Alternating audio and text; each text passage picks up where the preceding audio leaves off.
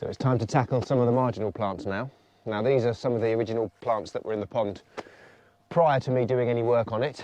We've got here a nice great big clump of Iris laviegata. This is a real sort of pond staple, one I frequently will put in ponds. It's a lovely purple iris, very easy to grow and doesn't get too large, which is appropriate for most ponds. And then running through this basket, we've also got, I can smell it now, it's lovely, lots and lots and lots of the native water mint, Mentha aquatica.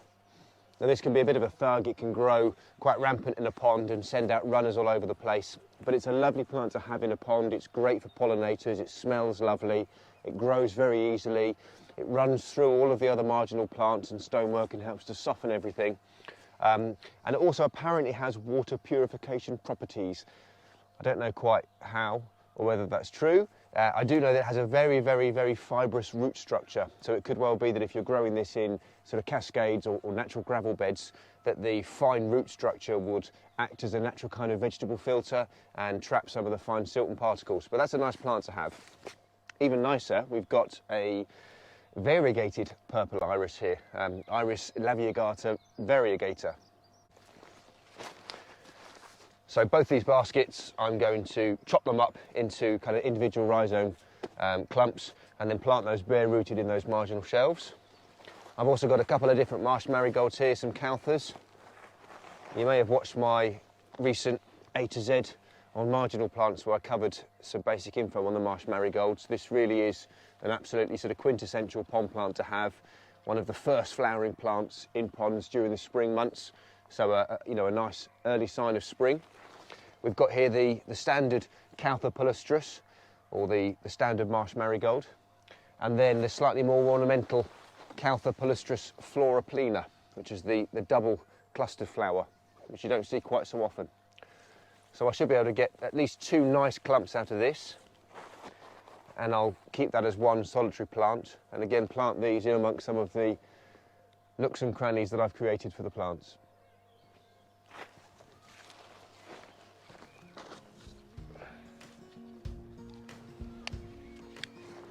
Just using a little fold-up saw, and where the plant has grown through the mesh basket and is revealing all of these sort of growing tips, it's very easy just to go around and to saw off bits like this.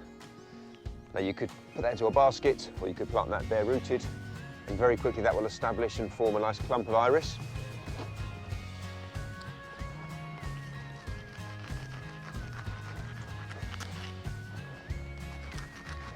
If you're intending on keeping the plants in these baskets, periodically removing them from the pond and providing a little bit of maintenance and care like this is important, and you can keep the plants then contained to their original basket. And you can see how much of this has really grown through.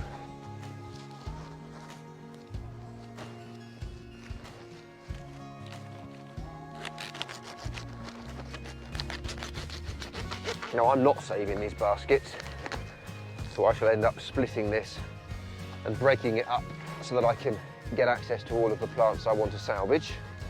There's more here than I need,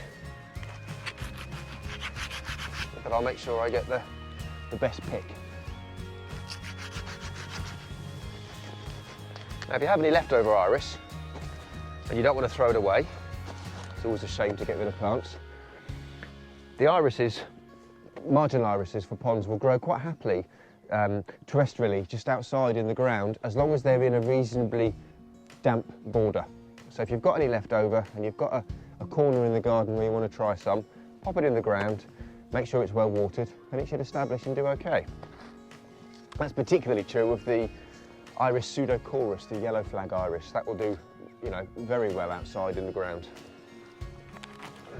I'm going to go right through the middle of this one.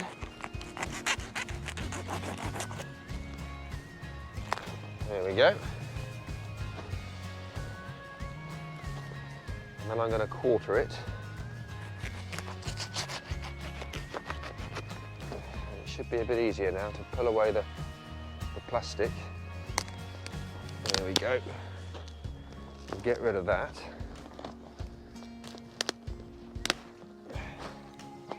Now don't worry, these plants are pretty robust. and it's early on, so any sort of bent and damaged foliage, it will recover very quickly. If this was later on in the season, I'd have to take much more care, but they'll be fine for the moment. Hopefully the variegated iris, I'll be able to just jiggle out of the basket. I'm going to chop away all of the exploratory fibrous roots first. And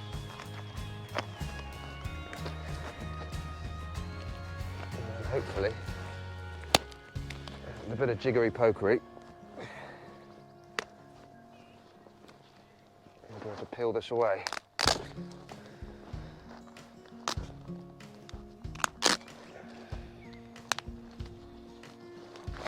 There we go. Now irises,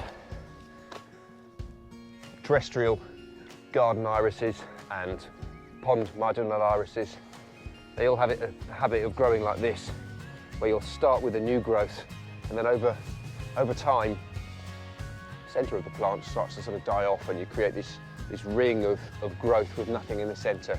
And that's always a sign that it's time to take it out of its basket, chop it on and replant it.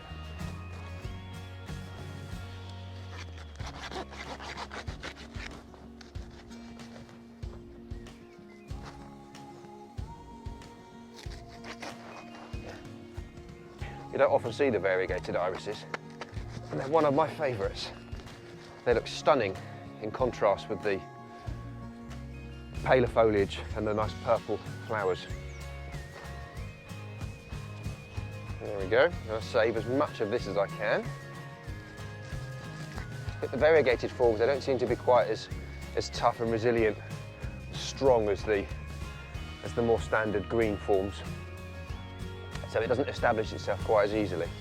But if you can get it to take in the pond, you know, a whole clump of this growing in one side looks really, really nice.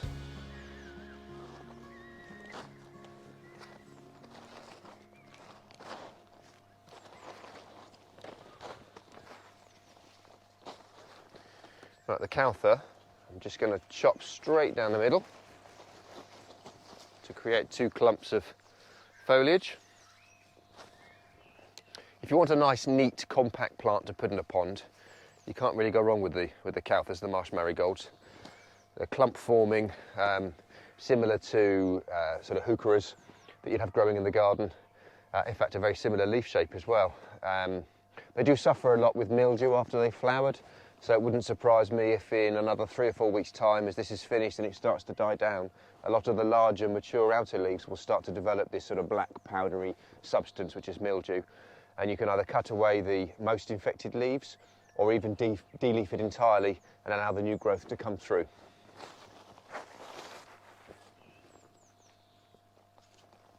Yeah, let's chop that up and get a little one out of that as well. There we go. Right, next up it's the water lily's turn. So we've got this enormous mat of lily rhizome here, which has just grown sort of on the base of the pond. No basket to be seen. At some point it's obviously grown through and the basket's just been removed. It was anchored on the bottom, but at some stage as this starts to grow, the foliage, the leaves of the pads and the rhizome will become quite buoyant and bring the whole thing to the surface. So this needs to be contained and kept in a container. Again, really simple to deal with. With a water lily, you just need a shoot and a root. So you'll see that on the main stem of the rhizome here, you've got various growing tips or eyes of some little emerging foliage, and each one of those can be broken off and can become a viable plant. So you'll end up with a very small little baby like this. To be honest, I probably wouldn't use something like that, but that could become a plant. It'll take a few years to establish. And then we have the much larger, stronger tips right at the end of the rhizome like this. That's a perfect piece for me to pot on. I'm going to put them into a standard traditional plastic mesh basket like this. No fleece, no liner. I'm not using aquatic soil. I'm planting this directly into a fine 10mm gravel.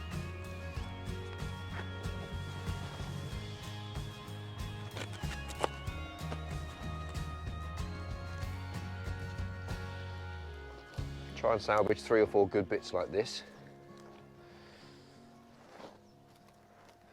I've also got lots of the water hawthorn, the Aponogetum, which is readily self-seeded from the main mother plants, and then it's kind of established itself in some of the silt and the muck which has accumulated around the roots of the water lily. So I'll try and keep those as well.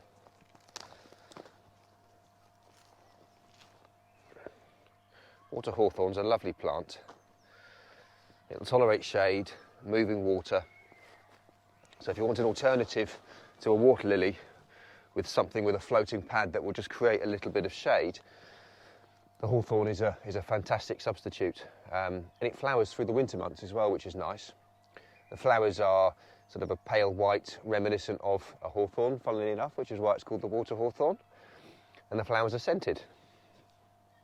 It does die back through part of the year. There'll always be a few sort of pads at the surface, but it tends to be at its best during the sort of autumn, winter and early spring months. And then during the summer months, of course, your lily will come up and take its place. And the Aponogetum has got a little bulb like this.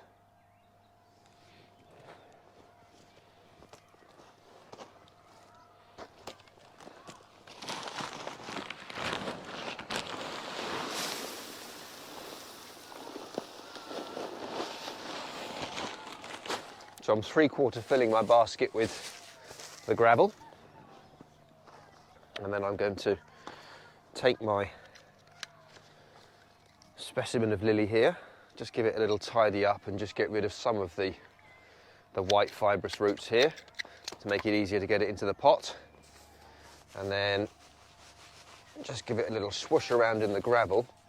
Now it's important when you're planting lilies like this that the growing tip of the rhizome, where the new growth, the new foliage is emerging, is right at the surface of the gravel. You don't want to bury that down too deep, otherwise the plant will rot and it won't grow.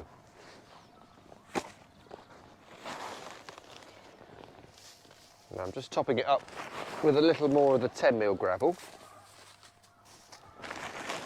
And then I'm going to finish it off with just a very fine layer of the larger 20mm. A little bit more weight. It'll make it a bit harder for the pond fish to rummage around in the basket and upset the plant. Too much of the 20mm gravel, though, will make it harder for the new growth of the lilies to grow through. So just a fine layer is all that's required.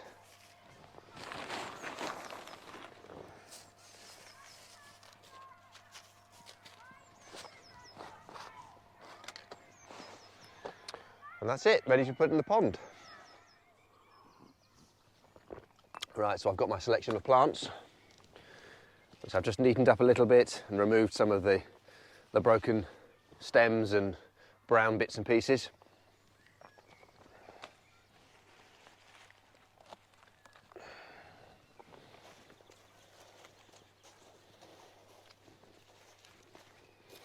And we'll start to plant. So I'm going to plant the taller one towards the rear here.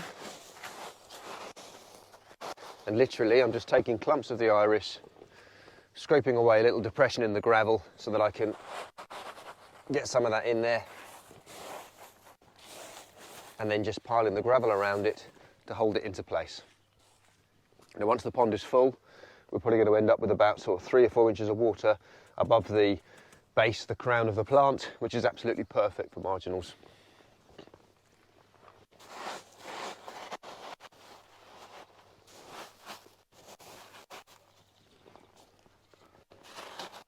And immediately just adding some foliage into the pond transforms it.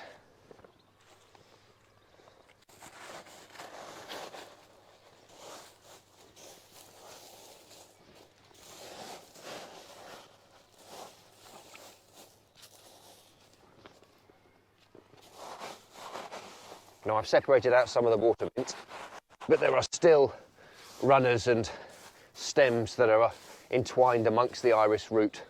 So it doesn't look like I've got an awful lot of the mint saved, but there's quite a lot that will come through.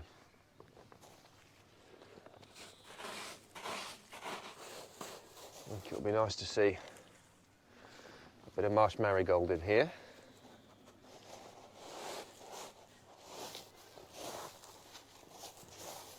Now over time, it may be that the green iris here will start to take a hold and outcompete the variegated iris. So periodically, so that it mix, some of this will have to be pulled out. But it's a very easy job of just hoiking out some of this from the gravel bed. I've got a little pocket here, which I think will be nice for a small marsh marigold, and then perhaps a little bit of mint behind it.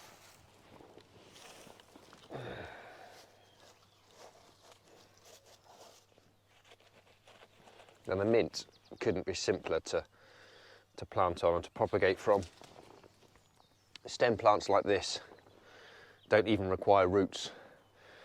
You can just pull a stem off, and at any of these leaf nodal points it will start to send out roots. So you can literally break a bit off, either leave it in a cup of water for a couple of weeks to start rooting, or literally just plonk it in your soil or your gravel, and it will grow quite happily. I think we've got space for a couple more purple irises here, and then that should be it. So that's the pond planting pretty much complete. All of the marginals are in their various planting zones.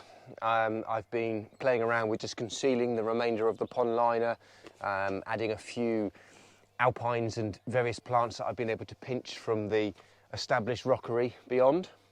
So now I'm going to drain the pond down fully, give everything a rinse, get rid of all of the muck and the debris from the bottom, and get it filled up with some clean water, and do the real final finishing touches.